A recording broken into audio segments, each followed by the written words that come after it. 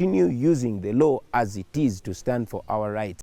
And has the president ever reached out to you, I mean, to talk about, political issues, to talk about how to move the country forward and things like that? No, he has not reached out to me. And would you be willing to sit down with him to talk about what's ailing the country and what perhaps can be done better, because he is the head of state? I would be very glad and very honored to sit with the president. That interview was filmed just 2 days after Bobi Wine, an MP and opposition leader, was released from jail for protesting attacks on social media. Now, it hasn't been an easy road for Wine since he was elected to Parliament in 2017. There have been treason charges. His driver was shot dead by security forces, and he was badly injured while in military custody. So why does he keep going, and what does he hope to achieve?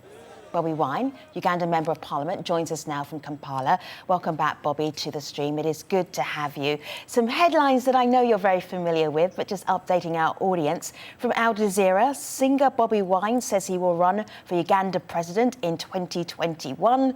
Ugandan singer Bobi Wine plans to run for President in 2021. The last time we spoke, you didn't tell us about these plans. What made you decide that you could take on that top job in Uganda?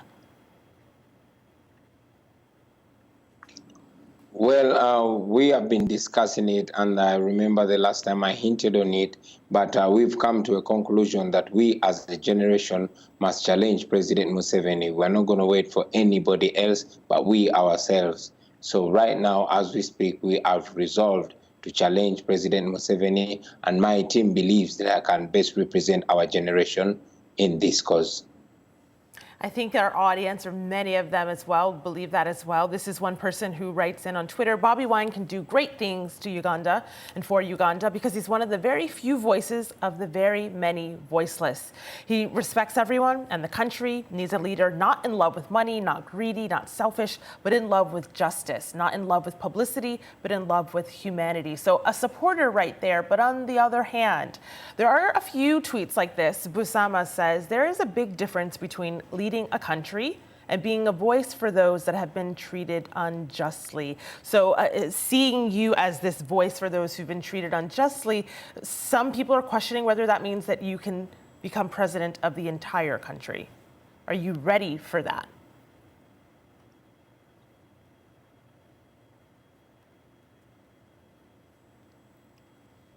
It looks like there I'm might sorry, be a I slight have delay. a bad connection. It's Can you okay.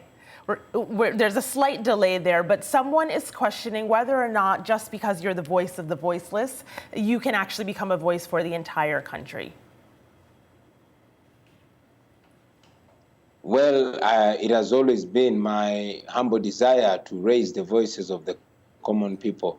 And here we are. We have an opportunity to put an end to a dictatorship country and shattered the dreams of our people for a very long time. So yes, now that this opportunity is here, we're going to seize it with both hands and legs. So, Bobi, you have to obviously campaign. There's no way that you can run for president without campaigning. We've actually talked to you before about how difficult it is to be an opposition politician. I'm looking here on your Twitter page here, and you talk about television and radio not being able to cover your events live. Can you tell us, is there an embargo on you appearing on TV, appearing on media? At one point, even your concerts were banned. What's the situation right now? Yes, while President Museveni is currently going all over the country campaigning, he has blocked myself or any other opposition politician from reaching out to the audience. He's particularly scared of young people, and that's why he does not let me reach out to any people. The last time I tried to reach out to people in church, the church was tear gassed.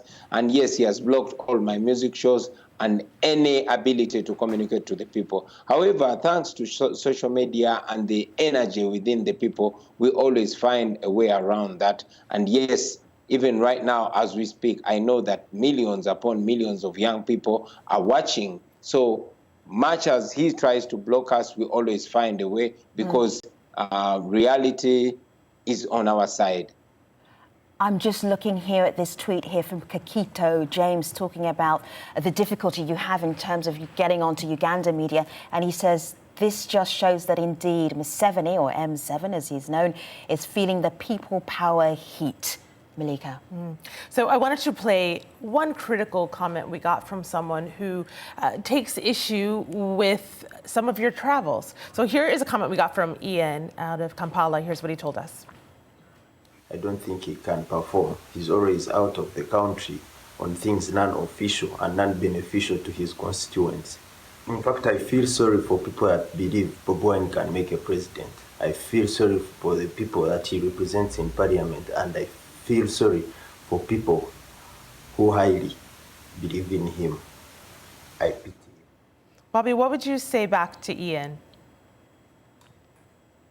Well, I do not blame some well-fed young people that are beneficiaries of this regime. On the contrary, I represent more than 80% of the disenfranchised and excluded young people in Uganda. I must assert that whenever I leave the country, if I've not gone to perform because I can't be allowed to do my job back home, I'm moving out to receive an award on humanitarian efforts, or I'm moving out to meet partners in development. I wouldn't explain myself to the regime every time I move out of the country, but yes, I'm an international personality and I represent my people not only within the country but internationally. Let's talk about that international personality that you are well known for being. Buffalo Soldier, who's a supporter of yours, tweets this out. Nice seeing you all ready to hit the stage. And then here is a music poster, Bobi Wine live. This is not an old poster from before you were an MP. This is current. This was last month, the 7th of June 2019 in Copenhagen. Going here, your Twitter page, Denmark, see you tonight. That was a couple of weeks ago. Look ready for action. And then underneath that, criticism about you not being a proper MP or an absentee MP. When you are campaigning to be president, are you still going to play gigs outside of Uganda? So you're going to be the musician and the politician and perhaps even president too. Can you do all of those things? Yeah, I'm a different kind of leader, and yes, I'm going to be a different kind of president. I'm going to be an ordinary human being that goes around my work the same way other citizens do, and that will allow me to understand the difficulties that common people go through doing their work. I use music as a communication tool because I cannot perform home. My music was abolished, and indeed all my concerts outlawed. I can only perform outside the country, and because music is my only form of gainful employment, I have to go around entertaining my audiences. But most importantly, the only opportunity that I get to freely air out the concerns of my people, and the only time I get to communicate the plight of my people and highlight their plight is when I'm out of the country. Okay. So I use that at any opportunity I get. Bobi Wine, thank you for joining us on the stream. I'm sure that you will be back. Thank you very much for your contribution, and we will be following your campaign with great interest. Also, President Museveni, you are welcome to be on the stream anytime. We look forward to taking your tweet, your call on the stream. Now, we move to Sierra Leone. Have a look at this. And sexual assaults are being reported in this country. These despicable crimes of sexual violence are being committed against our own women, children, and even babies.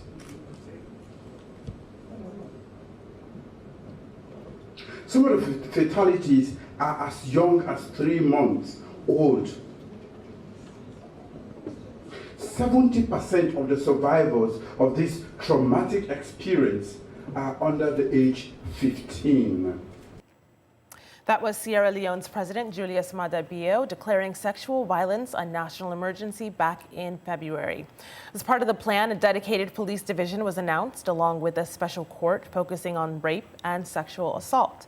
But the emergency status has just been revoked by Parliament, and a new sexual crimes bill is in the works. So what was achieved from February to now? And can other countries learn from Sierra Leone's radical action? Well, joining us to discuss in Freetown, Sierra Leone, Fatoumata Sorim, president of Lawyers, the group that gives pro bono legal services to vulnerable women and girls. And Vicky Rameau is in Accra, Ghana. She's from Sierra Leone and hosts the popular Vicky Rameau Show. Welcome back to both of you. I want to start with this tweet from Deb Witso, who says, I think that gender-based violence and sexual assault can only be evaded if the Sierra Leone government chooses to enforce heavy punishments, i.e. jail time, and implement them on offenders. At least this will cause fear and reduce the number of cases. So Vicky, the state of emergency has been revoked. Does that mean that what this person in this tweet here has wished for came true? No. Actually, no. The state of emergency was revoked because Parliament got back to the business of doing Parliament. I mean, the fact is the emergency was there to set the ball in motion, to get things in place for more action. And so parliamentarians came together, they removed the state of emergency, and then they got down to the business of evaluating the Sexual Offences Act with input from activists like lawyers and other women and women's and civil society groups. But the most important thing I think people need to understand is you can't fix a problem in 6 months, at least not a problem as pervasive as rape and rape culture in Sierra Leone. Sierra Leone had a civil war.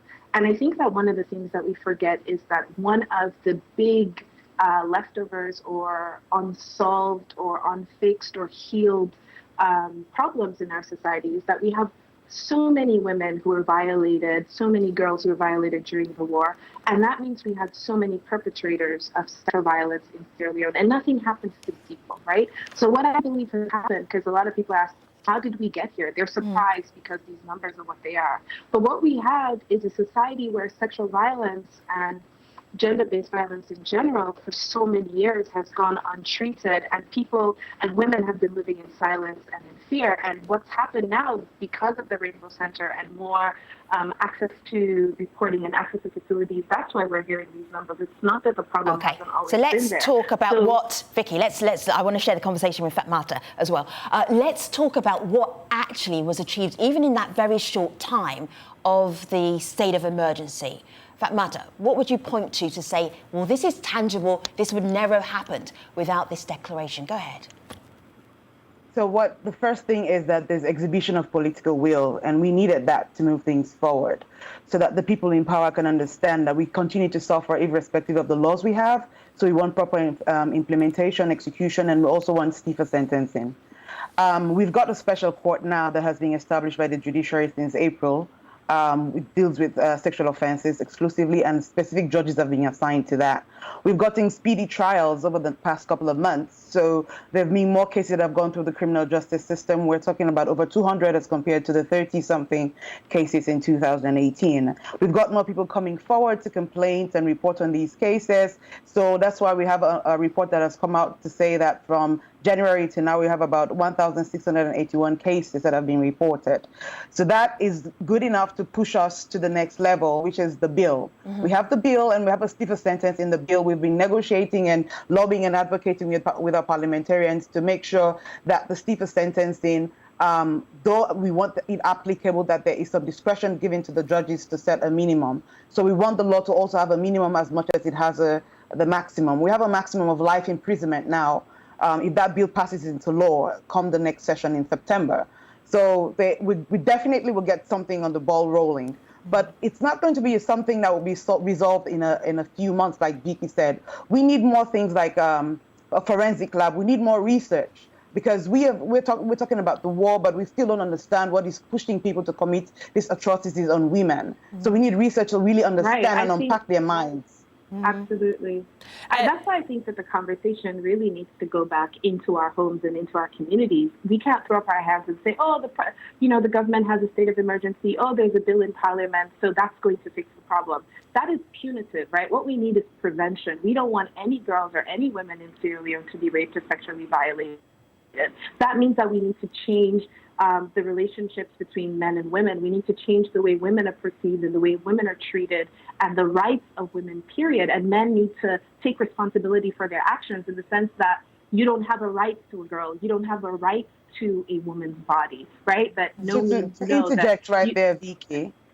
So to interject Fatimata right there, and Vicky, I'm so glad that you said that, because I wanted to bring this in. This is someone who agrees completely with you. TJ says there should be a massive campaign by media houses and also among the various schools in Sierra Leone by educating young people about sexual consent and sex-positive conversations that emphasize healthy and safe sexuality. So that education at the root of it being the comment from online. But I wanted to also bring in a video comment from someone who talks about this being the beginning of the change. Have a listen. And we're beginning to see what the declaration means, because once the government, particularly the President and the First Lady's campaign, which has spelled out hands of our girls, is actually making a huge difference in communities, particularly with women and girls gaining confidence. And we're seeing more reporting now done on various platforms, not just the face-to-face where women are going into the Family Support Center or the Rainbow Center, but they're also reaching out to campaigners and activists across the country, across the world even, when they want to report case. So Fatimata, where to next? So the where to next is passing the bill. That's the first one, making it into law, and then advocating and educating the populace to understand exactly that we have stiffer sentencing now and you have to be careful. But we have so many more laws that we need to address. We have an issue wherein, even though a child needs to be protected under a law, we have a law that permits a parent to give consent for an underage child to be married to an adult man. So we're concerned about that. So we want absolute prohibition of early child marriage. Sure. So to give the children an opportunity to reach the fullest potential within their communities. Fatimata So and Vicky, there's so much more to talk about. The list is endless. How do you even change that culture of sexual violence in just a few months? It's impossible, but it sounds like there is at least some progress being made. We will check back in on you. This story is not going anywhere. I would also love you to have a look at this on my laptop. There is a podcast called The Take. The Take is hosted by our very own Malika Bilal. Current episode is about Sierra Leone and sexual violence there. You can find this podcast anywhere where you check up and subscribe to your podcast online at Jetty. So look for Jetty and The Take.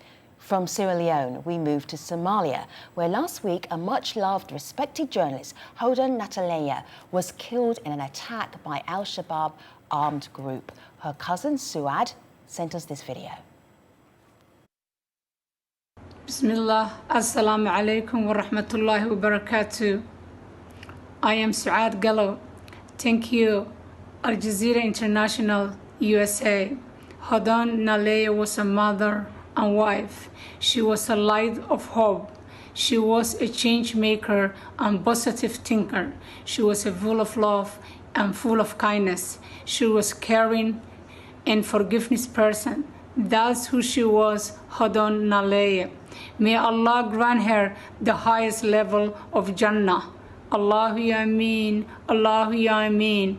Thank you again, Al Jazeera International USA, to give me the opportunity to share with you who she was and how we would like to remember her forever. Our thanks to Suad for that. Now, last week, after Hodan was tragically killed, several people tweeted at us that we should pay tribute to her and her work on the stream. Here's just one of those tweets. Moulid said, "Can we have a special show in memory of Hodan and all brave journalists who sacrificed their lives to rebuild Somalia? Let's talk about our resolve to keep the legacy of all those who paid the ultimate price in telling our story."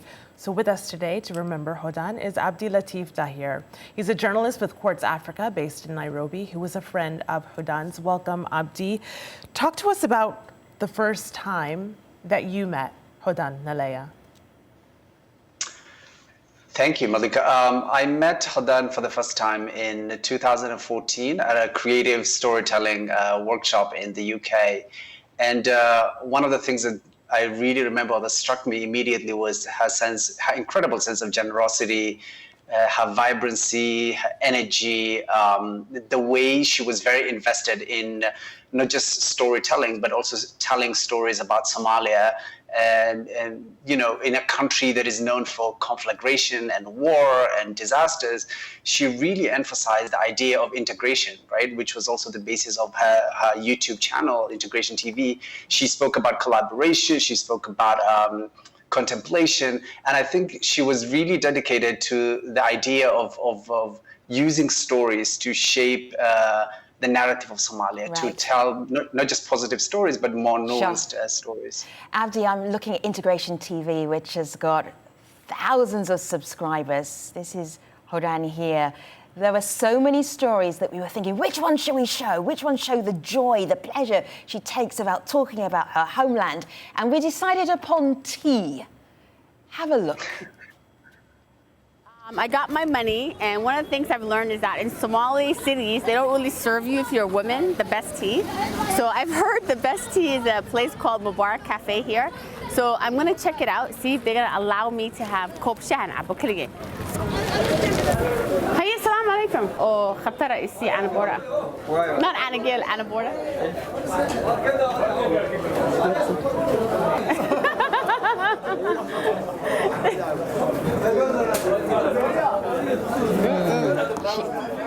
She almost makes you feel that you can taste it. Why did you love that story so much, Abdi?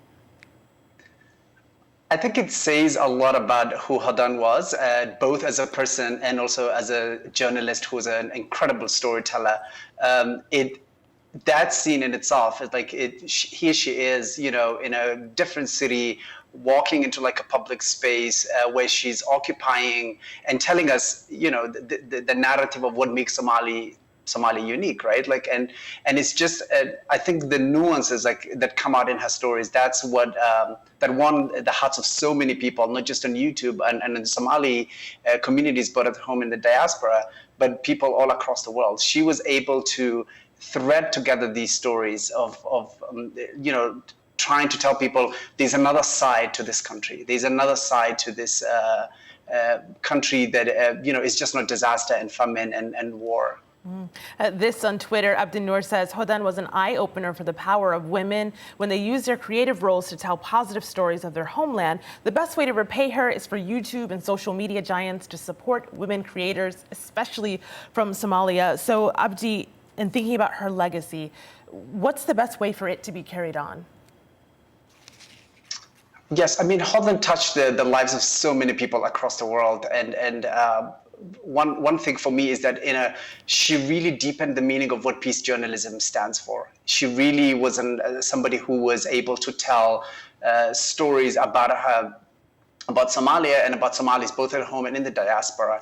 And in thinking about her legacy, and I think it gives us the responsibility, right? Like, she has passed on this responsibility now to us, both as Somalis and also as journalists, writers, and thinkers, to be able to contribute and to be able to tell stories that, you know, move the trajectory of this country, not just out of war, but you know, into a narrative that tells something more relatable and more connected to people all over the world. Thank you so much for helping us remember Hodan so beautifully. You can find her still on Twitter at Hodan TV and see the beauty of Somalia that she represents there.